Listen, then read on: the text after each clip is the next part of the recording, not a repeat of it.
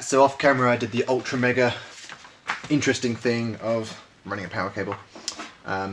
Yes, it is plugged into a surge protector the other side, and it's also plugged into a trip switch on the other side. So, without further ado, let's just plug this stuff in.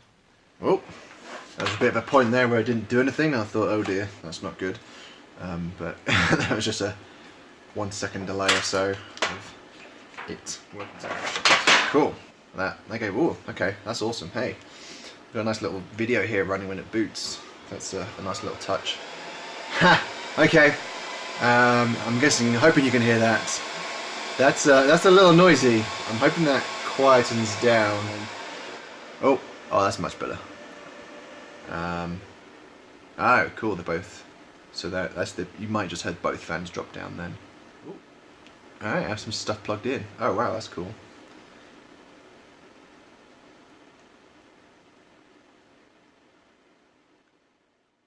I like their boot I like their unified boot sequences. Everything feels like orchestrated. Cool. So for the people that are not aware, you have two lights on every single port, and then what's cool about these switches as well, they actually have the light on the port. You know, it's not like your blocks and then you have like a panel over here and you have to try to look at which one's which. So I don't know how well you can see it. I'll try and turn it around a little bit more. This last one on the end here, there's a light on the left hand side and there's a light on the right hand side. The right hand side, from memory, let's just double check that, is, yeah, it is the link speed.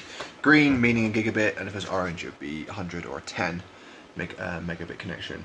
The left hand side is PoE, and you're going to be wondering like, well, why these are turned on? You just wire this up.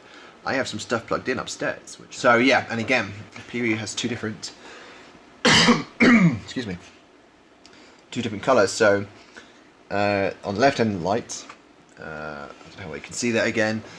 Orange is the PoE plus, which is 48 volts, and then green is 24 volts or passive. That booted up nicely, and I don't know if you can see here as well on the end is the if you can see that, yeah, just about. There's a little up arrow pointing to the top SFP port here, and that's flashing, so I'm guessing that means it's got a link and it's sending data. There isn't one on the router, surprisingly, which I thought it might be. But I guess you got a screen, so why do you need it? So that's a very good point. That's stupid me. Of course, you don't need it because you've got a screen. This thing's touchscreen, which is awesome. So here you can hopefully see that as well. You actually see this is sending data. Oh, it doesn't do anything. Hopefully, I mean, I guess it might do some more in the future. But yeah, so this has gone up and down. And it says 10G above it, so this block of ports is 10G. And this is it showing data going up and down between on this link, which is pretty cool. And then port 8 here, these aren't named like LAN 1 or it's just numbers. So 8 here, which is WAN 1 at the moment. Oh, I see, it does change. The thing up here changes. Oh, okay, and it's got IP address up here. Oh, it says 36 clients. Cool. I got a lot of stuff plugged in already. And then down here, it's got the WAN. Now this should have an IP address, so I guess this is something they're maybe aware of, maybe a bug, because I don't actually have any IPv6 yet. So this, I was surprised this isn't the external IP address. But yeah, so WAN 1, again, it's showing data being sent up and down. And then you got this this 0, oh, it does say WAN 1 there. Oh, okay, these just say 1, 2, 3, 4, 5, 6, 7. Then it goes WAN 1, and then WAN 2, so it's disconnected. Obviously, there's nothing plugged in. And then the USG. Okay, cool. There you go. So you got your throughput, how many bytes, how many packets, you know, latency. Oh, interesting. I wonder what that latency is of. From what? My WAN connection? Interesting. Okay, and then RAM, CPU, and temperature. Obviously, I'm just tickling this thing right now. It's doing nothing. And there's been a comment about the temperature on the forums of like, hey, this is supposedly really high because it looks like this bar looks like it's from 0 to 100.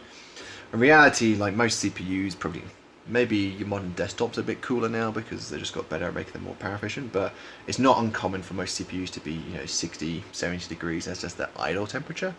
So there's been talks about changing this bar so it's like 70 is kind of in the middle, and then you know, when you get to 120 degrees, that's when you should start kind of worrying a lot. And as you may have seen here, cloud key, I still got a sticker on it as well. Oh, that's good. This has gone blue. I think this was flashing when it was starting up, and I guess that's on and connected and doing its thing. So there's something I'm going to show you a video how to do it. As I said, these blocks you have to manually configure the port speed. So if you don't have a 10G uplink, you have to change this to a 1G uplink. And the way you have to do it right now is JSON config. So I'll show you how to do that later in a video, because it was not as simple as I thought it would be. And that's it. Any questions, let me know, and I'll try and do some follow-up videos about this or any of the hardware I've got here and future plans. As I said, I've got future plans for pretty much all of this is going to be servers where possible, from below this down. Might leave space for maybe an amp or two for sound system, either down here or upstairs. And apart from that, just going to be compute power in here, which is pretty cool. Thanks for watching, and see you soon.